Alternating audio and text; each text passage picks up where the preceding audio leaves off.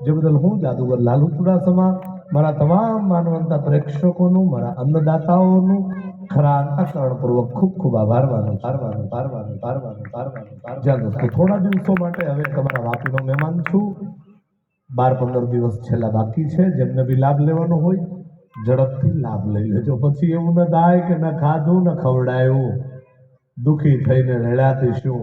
કવિ પિંગલ કહે પૈસા હું આ વખતે મળ્યાથી શું. વારંવાર આવો અવસર નથી આવતો. જાદુગર લાલુ ચુડાસમાના ખેલ જોવા આપણે જિંદગીનો લાવો છે. એટલા માટે કે 5 પેઢીથી આ કલા સાથે સંકળાયેલા છીએ. પેઢી દર પેઢી એમ 1864 થી લઈ અને 2025 સુધીમાં મારી 5મી પેઢી છે. 166 વર્ષથી આ કલા સાથે સંકળાયેલા છીએ. જે વાતનું મને ગુજરાતી જાદુગર તરીકેનું ગર્વ છે. અને આજના શો વિશે તમે તમારું મંતવ્ય, તમારી રાય, તમારો મશવરો પણ મારા સુધી પહોંચાડી શકો છો ફેસબુક દ્વારા.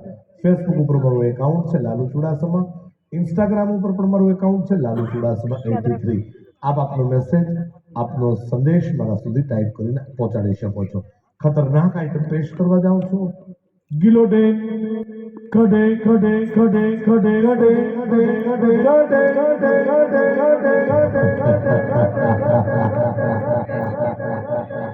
मिटा दे अपनी हस्ती को अगर तू मर्तबा चाहे लाख, क्योंकि दाना खाक में मिलकर ही गुलो गुलजार होता है.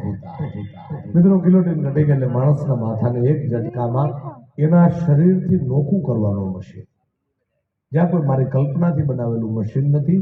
1792ના વર્ષની અંદર ફ્રાન્સમાં થયેલી લોહિયાળ ક્રાંતિ ના ક્રાંતિકારીઓને મારી નાખવા માટે જોસેફ લોરેન્સ ગિલોટીન નામના વૈજ્ઞાનિકે આ મશીન બનાવ્યું. એક ઝટકામાં મોતને ઘાટ ઉતારવા માટે.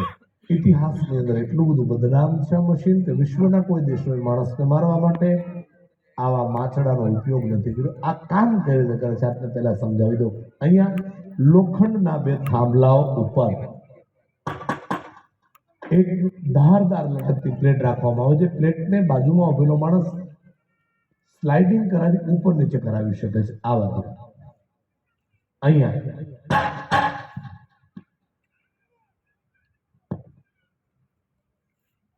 અહીંયા જે આ પ્લેટ છે પેલા પ્લેટ ચેક કરાવી દો.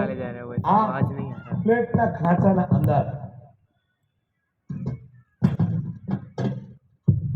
અહીંયા માણસનું માથું રાખવામાં આવે. બીજી પ્લેટ માથે મૂકીને 2 બાજુ લોક લગાડી દેવામાં આવે.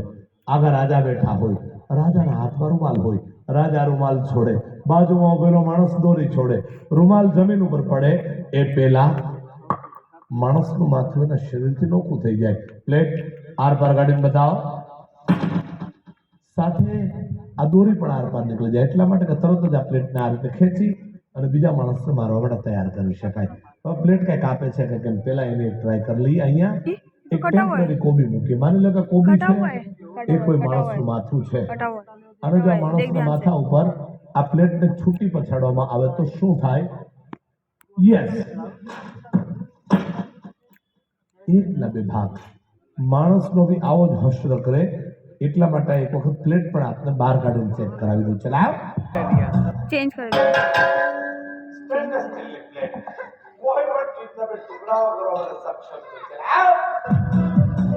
चेंज कर दिया. દર્શક મિત્રો, આ પ્લેટની દોરીને સામે સ્ટેન્ડ સાથે બાંધેલા સ્ટેન્ડ ઉપર મૂકી દેવામાં આવે છે. પણ માણસ મેન્યુઅલી આ દોરીનું સંચાલન નહીં કરે. આ પ્રયોગ એક રેસ અગેન્સ્ટ ટાઈમનો સ્ટન્ટ છે. સમયની સાથે પ્રતિયોગિતાનો સ્ટન્ટ છે. હાર અને જીતનો સ્ટન્ટ છે. જીવન અને મૃત્યુનો સ્ટન્ટ છે. સ્ટન્ટ એટલે સૌ થશે. અહીંયા એક માણસને આરોપી બનાવી 5 તાળાઓ લગાડીને સામે બાંધી દેવામાં આવશે. એક્ઝેક્ટ દોરીની નીચે એક સળગતી મશાલ મૂકી દેવામાં આવશે. માણસને આઝાદ થવા માટે મળશે 45 થી 50 સેકન્ડની વચ્ચેનો સમય. 1 મિનિટ કરતાં પણ ઓછો. એ સમયગાળાના અંદર જો માણસ આઝાદ ન થાય તો જે હશ્ર કોબીનો થયો એવો જ માણસનો અહીંયા થાય. એટલા માટે આજ દિવસ સુધી ભારત દેશના આંગણે કોઈ માયનો લાલ જીગરવાળો જાદુગર પેદા નથી થયો કે પબ્લિક શોની અંદર આઈટમ પેશ કરી શકે. ઇમ્પોસિબલ છે. આ ફર્સ્ટ ટાઈમ હું બતાવવા જાઉં છું. જ્યારે અમેરિકાની અંદર લાસ વેગાસની અંદર ક્રિસ એન્જલ નામના એક મશહૂર જાદુગર આઈટમને પેશ કરી હતી. એક્શન ટીવી ચેનલ માટે શૂટિંગ ચાલુ હતું, કેમેરાઓ ગોઠવાઈ ગયા, એના માણસનું માથું અહીંયા રાખીને રિહર્સલ કરતા હતા દરમિયાન આ પ્લેટ અચાનક ઉપરથી નીચે પડી ગઈ. ઓન કેમેરા ક્રિસ એન્જલના માણસનું માથું એના શરીરથી નોખું થઈ ગયું. યુટ્યુબ ઉપર આખો વિડીયો છે, આપ ચેક કરી શકો છો. મારા સ્ટાફ પદવી કોઈ માણસ આ આઈટમ કરવા માટે તૈયાર નથી, એટલા માટે કે 10-20 હજાર રૂપિયાના પગાર માટે કોઈ પોતાના જીવને જોખમમાં ન મૂકે. પણ આ ખેલ બનાવ્યો છે મેં, આ ટીમનો કેપ્ટન હું છું ને હાર જીતની બધી જવાબદારી હંમેશા કેપ્ટનને નિભાવવી પડે. પછી ક્રિકેટનું ગ્રાઉન્ડ હોય કે મધદરિયે ડૂબતું જહાજ, કેપ્ટન એની જવાબદારીમાંથી છટકી ન શકે. એમ આ જવાબદારી પણ હું મારી જાત ઉપર નિભાવીને બતાવીશ. કલાકાર છું, કલાકારનો દીકરો છું, સાહસ કરવું એ મારો ગુણધર્મ છે અને તાળીઓનો અવાજ આપવો એ મારા દર્શકોની નૈતિક ફરજ છે. જો આમાં મજા આવે તો એક સુંદર મજાની તાળીની અવાજ આપજો. જો આમાં જીવતો બહાર નીકળી જાવ તો દોસ્તો વિનંતી કરું, કદાચ કલ હો ના હો ચાલુ શોમાં કઈ જોરથી બોલાઈ ગયું હોય, અજુગતું બોલાઈ ગયું હોય, તમને હસાવવા માટે એમ મંચ ઉપર મારાથી કોઈ મજાક મશ્કરી થઈ ગઈ, કોઈ દુઃખ લાગી ગયું હોય તો પહેલા માફી આપજો, દુઆ કરજો. આ ખતરનાક ખેલમાં કઈ અજુગતું ન બને. જો જીવતો હશ તો આવતીકાલે, નહીં તો તમને બધાને મારા છેલ્લા રામ રામ. आगाह अपनी मौत की कोई बशर नहीं, आगाह अपनी मौत की कोई बशर नहीं, ये सामान बनाया है मैंने 100 साल का लेकिन पल की कोई खबर नहीं नहीं नहीं नहीं नहीं नहीं।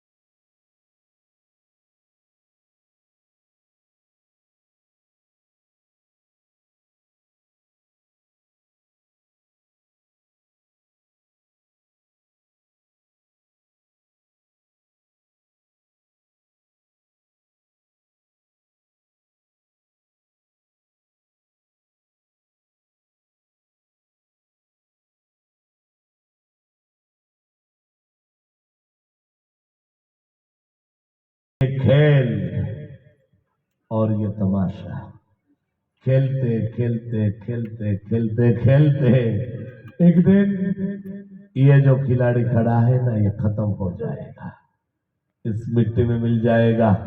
लेकिन मेरा ये खेल, मेरा ये जादू का तमाशा कभी खत्म नहीं होगा, क्योंकि जिस दिन ये एक खिलाड़ी खत्म हो जाएगा, मेरे बदले में दूसरे दिन मेरा ये एक, मेरा ये दूसरा और मेरा वो छोटा तूफानी मानस तीसरा खिलाड़ी बन के खड़ा हो जाएगा।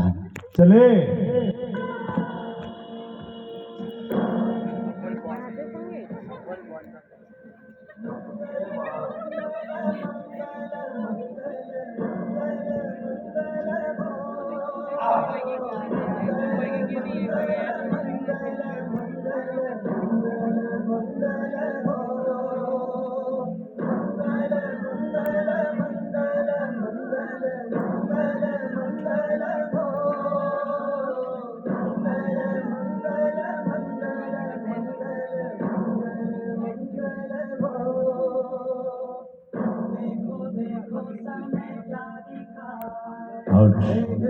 एक विनती करूं, कोई भाई कोई बहन પોતાના પગને સીટ ન છોડે, જ્યાં બેઠા હોય ને બેઠા રહે, જાઓ ભાવ ને ઉભા રહે, કોઈની જાન પર જોખમ હોય, विचार लो कि मृत्यु है, मौत से न डर कभी, मर तो ऐसे मर ए इंसान कि याद करे तुझे सभी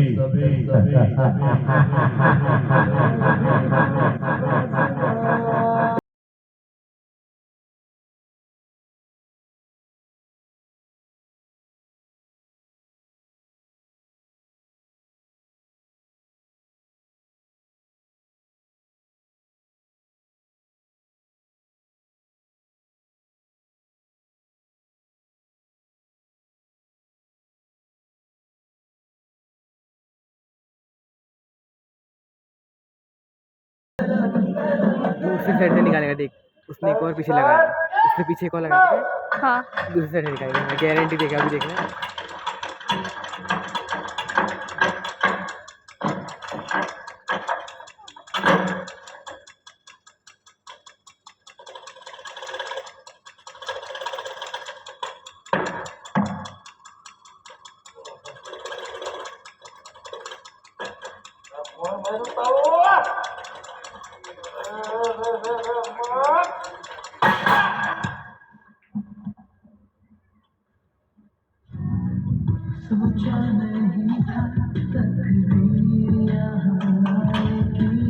पीछे बैट और बड़ी दिखाऊंगा मैं, गारंटी दे, पीछे देखना, अभी देखना, उसने पीछे एक और लगाया था।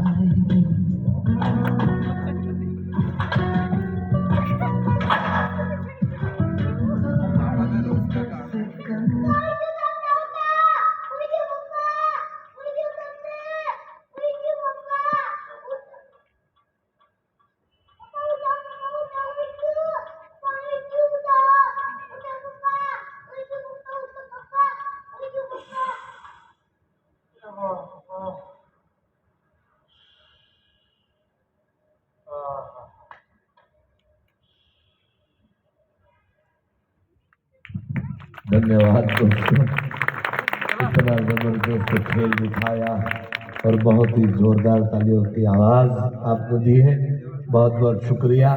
गुड नाइट, शुभ रात्रि, शब्बा खैर दोस्तों। रहा गुलशन, दो गुल खिलेंगे।